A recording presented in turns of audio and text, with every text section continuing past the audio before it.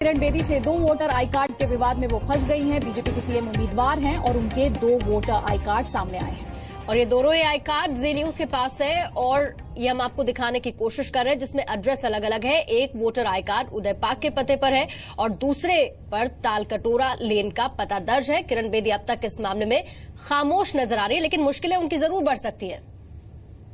चुनाव आयोग इस पूरे मामले की जांच कर रहा है और दोनों वोटर आई कार्ड्स जिनकी वजह से वो विवाद में फंसी हैं, इस समय जी न्यूज एक्सक्लूसिवली आपको दिखा रहा है। एक वोटर आई कार्ड पर उदय पाक का पता है, दूसरे पर तालकटोरा लेन का पता है और मेरे सहयोगी अनुराग ढांडा ज्यादा डिटेल्स के साथ। अनुराग, साफ तौर पर एक बड़ी मुश्किल, चुनाव आयोग क्या कह रहा है?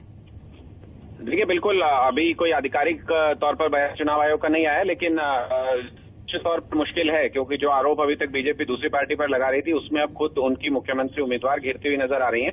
इसमें सिर्फ एक टेक्निकल पॉइंट जो है जिसकी वजह से कि आप पूरा का पूरा ब्लेम इलेक्शन कमीशन पर भी जा सकता है और पूरा ब्लेम किरण बेदी पर भी आ सकता है कि क्या ये पुराने एड्रेस से अपना वोट हटाने के लिए एप्लीकेशन किरण बेदी की तरफ से दी गई थी। ये सबसे बड़ा सवाल है और इसके लिए जवाब किरण बेदी को भी देना होगा और चुनाव आयोग को भी ये साफ करना होगा कि क्या ये पूरी की पूरी प्रक्रिया में खामी रही या फिर किरण बेदी की तरफ से एक खामी है। और अगर किरण बेदी की तरफ से एक खामी है तो निश्चित तौर पर चुनावी बनेगा, क्योंकि कुछ दिन बचे हैं वोटिंग में और मुख्यमंत्री पद के प्रत्याशी हैं, तो विरोधी निश्चित तौर पर मौका ढूंढ रहे होंगे ऐसा कोई भी। अनुराग, जाहिर बात है जवाब किरण बेदी को देना होगा, लेकिन सवाल ये भी है कि अब तक किरण बेदी खामोश क्यों है इस मामले पर?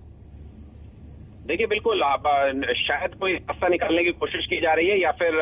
इसके लिए कोई सफाई ढूंढने की कोशिश की जा रही है, क्योंकि आप देखें अगर कि साफ तौर पर जो डुप्लीकेट वोटर्स को लेकर के लगातार विवाद चलता रहा है और इलेक्शन कमीशन ने भी कहा है कि हम डुप्लीकेसी हटा रहे हैं, उसके बावजूद आप देखते हैं कि जो इलेक्टोरल रोल फिलहाल मौजूद है उसमें 2 जगह पर किरण बेदी का नाम अगर आता है तो दोनों चीजों पर सवाल उठती है। जो पूरी प्रक्रिया है चुनाव आयोग की डुप्लीकेसी को हटाने की, उस पर भी सवाल उठता है कि इतने प्रोमिनेंट नाम को अगर आप